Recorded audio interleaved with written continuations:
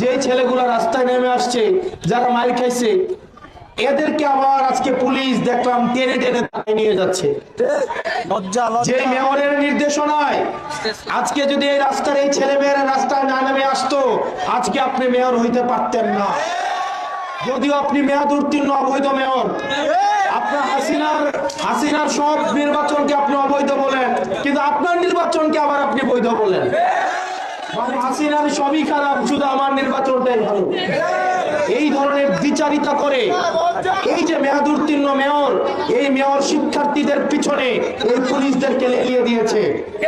আর police ভাইরা, আপনাদেরকে কি বলবো, প্রত্যেকটা দিন আমরা আমাদের জায়গা থেকে পুলিশের স্বাধীনতা এবং সুরক্ষা নিশ্চিত করতে চাই।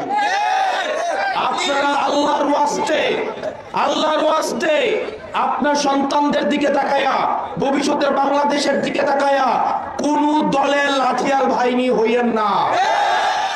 পুলিশ লীগের পরিণতি আপনারা দেখেছেন, দয়া করে পুলিশ দল হওয়ার দরকার নাই। আপনারা লীগের পুলিশ হয়ে কি পরিণতি হয় সেটা আপনারা দেখেছেন। যদি আপনারা দলের পুলিশ হইতে যান, তাহলে পরিণতি কিন্তু খুব ভালো হবে না। আপনারা বাংলাদেশের পুলিশ হয়ে উঠুন, বাংলাদেশের জনগণের পুলিশ হয়ে উঠুন। বাংলাদেশের জনগণ আপনাদের পক্ষে দাঁড়াবে। প্রিয় পুলিশ ভাইয়েরা, আমরা আপনাদের পক্ষে।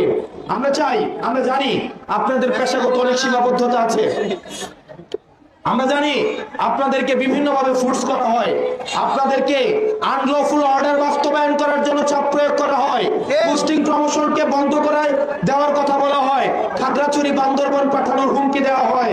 এই বিষয়গুলো আমরা জানি, কিন্তু আল্লাহর রাস্তে এই দেশের দিকে তাকায়া, জাতির দিকে তাকায়া, এই স্কুল কলেজের বাচ্চাদের দিকে তাকায়া, স্কুল কলেজের ড্রেস পরা ভবিষ্যতের দিকে তাকায়া, আপনার সন্তানের দিকে তাকায়া আর কোন অনিচ্ছ অর্ডার আপনারা বাস্তবায়ন করবেন না।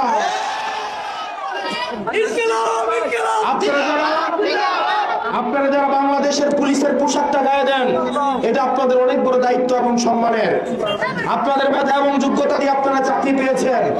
হারাম টাকা দিয়ে পরিবার আপনাদের চালানো লাগবে না, আল্লাহ রিজিকের কোন না কোন ফয়সালা অবশ্যই করবে। প্রিয় পুলিশের ভাইয়েরা, আপনারা জনতার পুলিশ হন, বাংলাদেশের পুলিশ হন, আপনারা বাংলাদেশ আপনাদেরকে ধারণ করবে। এই অবৈধ মেয়র, মেয়াদ উত্তীর্ণ মেয়র শিক্ষার্থীদের এই যে জুলাইয়ের গ্রাফিতিতে এত ভয় কিসের? এত ভয় কিসের? কারণ যারা এখন পালাই আছে, দেখবেন একটা দল আছে না, নিজেরা পালাই থাকে, তারা নিজেরা পালাইতে দৌড়াইতে আবার বলে দৌড়ানোর জায়গা পাবে না।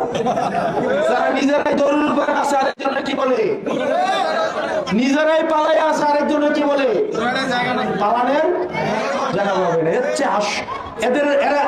এরা বাংলাদেশের রাজনীতিতে প্রাসঙ্গিক না।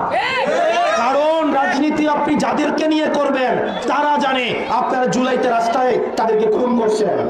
বাংলাদেশের সব ছাত্ররা জানে এরা যদি রাজনীতিতে আসে তাহলে শিক্ষার্থীদেরকে বাঁচতে দিবে না। সুতরাং শিক্ষার্থীদের বিরুদ্ধে দিয়ে, স্কুল কলেজের বাচ্চাদের বিরুদ্ধে গিয়ে আপনারা রাজনীতি বাংলাদেশে করবেন, কোনোদিনও সম্ভব না।